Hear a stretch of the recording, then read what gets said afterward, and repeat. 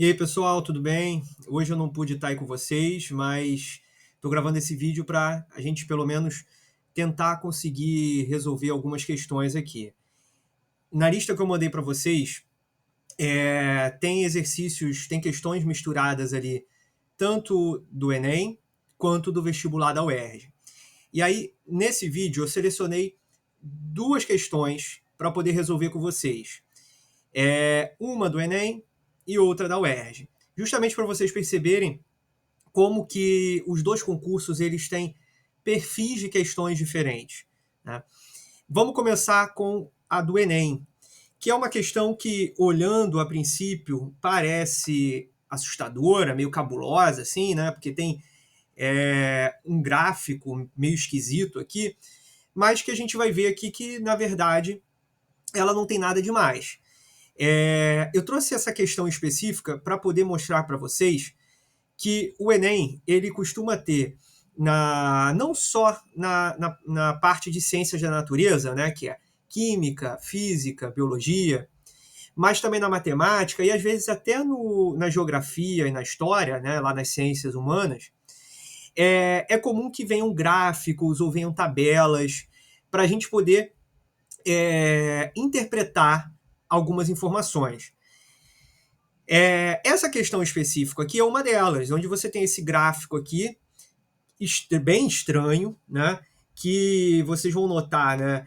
A gente nunca viu esse tipo de gráfico em sala de aula e nem vai ver mesmo, porque esse gráfico ele foi tirado de um livro que é de um livro de faculdade. Então a gente não vai ver realmente isso. Mas isso não é motivo para se assustar. Por quê? Porque várias informações importantes para resolver a questão estão no enunciado e a gente precisa saber um mínimo de interpretação de gráficos e de conteúdo de estrutura atômica, isso sim a gente estudou em sala de aula, para poder resolver a questão. Então vocês vão notar que ela não é nada demais, ela só parece difícil, tá? Então o enunciado vem falando o seguinte, que os núcleos dos átomos são constituídos de prótons e nêutrons, sendo ambos os principais responsáveis pela sua massa. Isso foi algo que a gente estudou em sala de aula, né? Nota-se que na maioria dos núcleos essas partículas não estão presentes na mesma proporção. O gráfico mostra a quantidade de nêutrons, então ele destaca aqui nêutrons representado pelo N maiúsculo, em função da quantidade de prótons, representado pelo Z maiúsculo, né? Como a gente viu, o Z representa número atômico, que é o número de prótons, para os núcleos estáveis conhecidos. Então ele mostra, então, no gráfico, as informações de quantidade de prótons e de nêutrons para vários elementos. Então, olha só, lembra lá na matemática, quando a gente estuda funções, o eixo cartesiano, né? O eixo cartesiano ele tem dois eixos, né? Ele tem o eixo horizontal e o eixo vertical, onde eles se cruzam, né? Então, quanto mais eu me afasto da origem dos eixos, vai aumentando o valor de uma das grandezas. Da mesma maneira, no eixo vertical. Então, aqui, ele está mostrando o seguinte, nesse gráfico. No eixo horizontal, que são os prótons, ele está mostrando aqui como que a quantidade de prótons vai aumentando. E lá no eixo vertical, ele vai mostrando a variação dos nêutrons. Beleza. Então, cada pontinho desse aqui está representando um elemento químico com um determinado número de prótons e um determinado número de nêutrons. Então, fala aqui o seguinte, já indo para o enunciado da questão. O antimônio, ele é um elemento químico que possui 50 átomos, tá? E possui vários isótopos. O que é isótopo? Ele explica na própria questão o que é isótopo. Então, são átomos que se diferem pelo número de nêutrons. Então, é um elemento que tem o mesmo número de prótons, só muda o número de nêutrons. E aí vem a pergunta, de acordo com o gráfico, os isótopos estáveis do antimônio possuem de 12 a 24 nêutrons a menos do que o de prótons, a mesma quantidade de prótons e de nêutrons, a quantidade de nêutrons é maior do que o de prótons, e por aí vai. Ele vai dar várias opções. Então, vamos olhar lá. Vamos procurar, então, o antimônio no gráfico. Bem, então a gente sabe, né, que se aqui embaixo é o número de prótons, e o antimônio tem 50 prótons, então tá aqui, ó. O antimônio ele tem que estar nessa linha aqui. Certo? Então a gente vai subindo a linha até encontrar os pontinhos. A gente encontra os pontinhos aqui, ó, nessa região. E aí, vamos ver a quantidade de nêutrons correspondentes.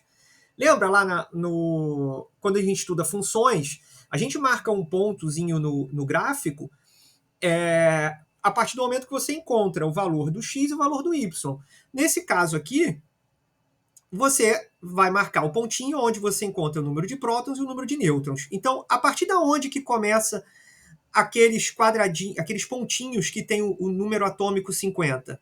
Aqui, mais ou menos aqui, ó, onde tem 60 nêutrons.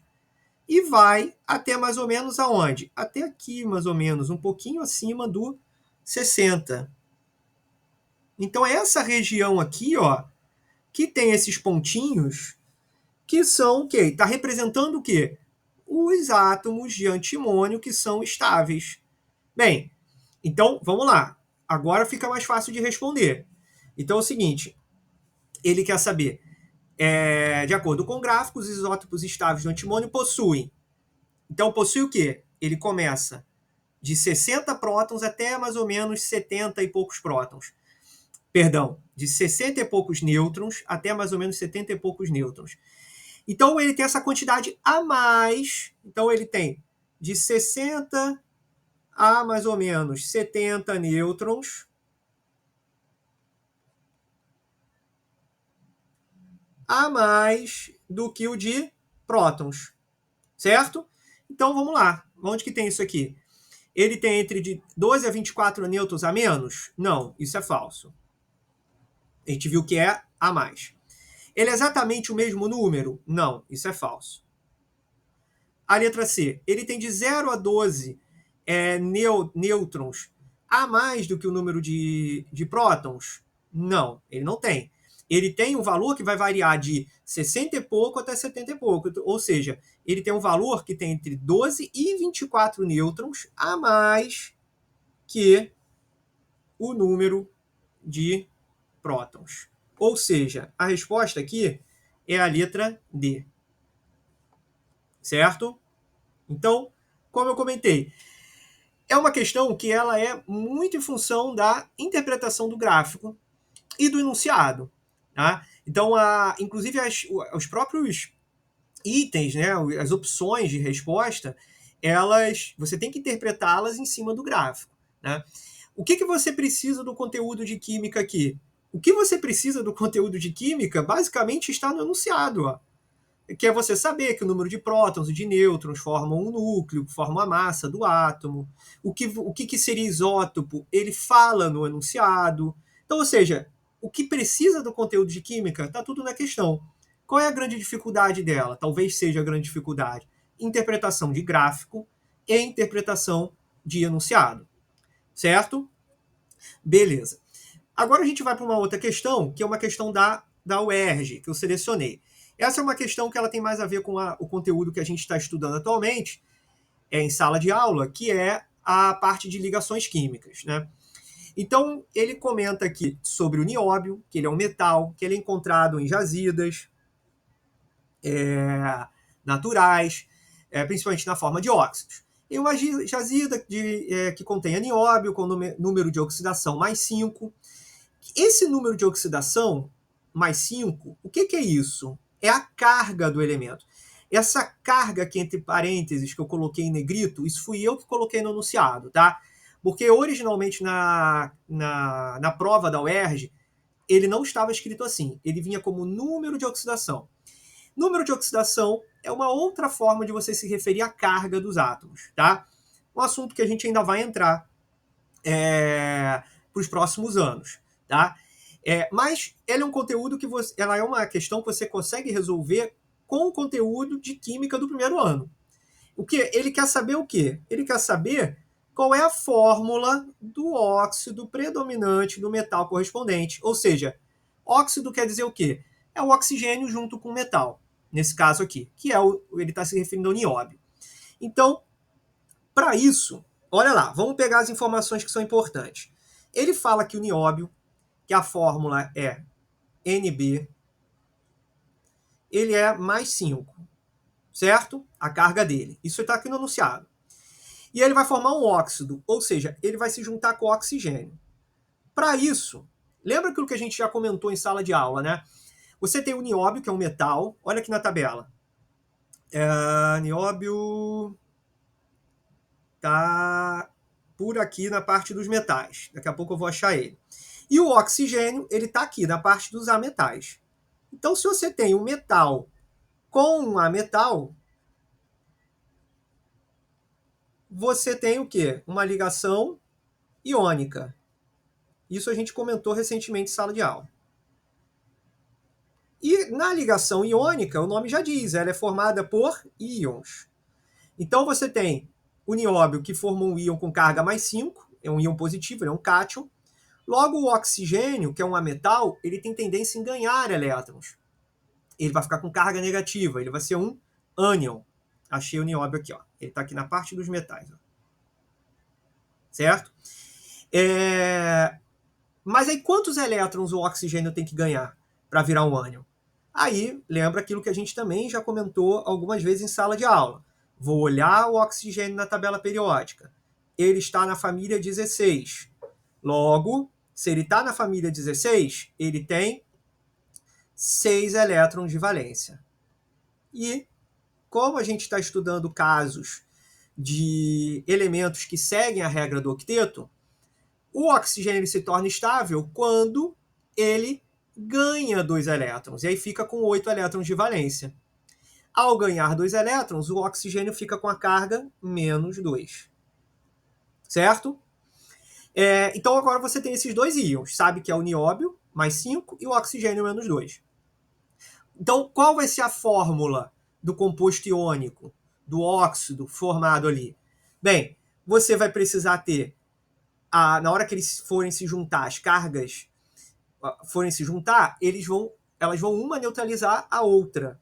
Então, você lembra que mais 5 com menos 2 não vai dar carga zero. Você vai precisar igualar essas cargas. Então, você vai precisar você vai precisar ter 2 íons do nióbio se juntando com 5 íons do oxigênio. Por quê? Você vai ter carga mais 5 com mais 5, uma carga mais 10. A carga menos 2 se repetindo 5 vezes, você vai ter uma carga menos 10. Mais 10 com menos 10 vai ser 0. Assim elas ficam neutras. Ou seja, juntando tudo, como que fica a fórmula desse composto? O nióbio se repetiu 2 vezes. E o oxigênio se repete 5 vezes. Então fica Nb2O5, que é a letra D. Certo? Observa que no caso da questão da UERJ, ela é uma questão muito mais objetiva. Ela não vai ter textos tão grandes, nem sempre vão ter gráficos ou tabelas que vão precisar ser interpretadas assim com mais cuidado. É comum aparecer na UERJ também tabelas e gráficos, mas não que exija tanta interpretação como a gente viu naquela questão anterior do Enem, certo? Então é isso, gente. Tem mais exercícios aí na lista. Façam, por favor. E na próxima aula, a gente tira dúvidas, faz as correções e aproveita e faz revisão para a nossa prova. Beleza, gente? Grande abraço. Tchau, tchau.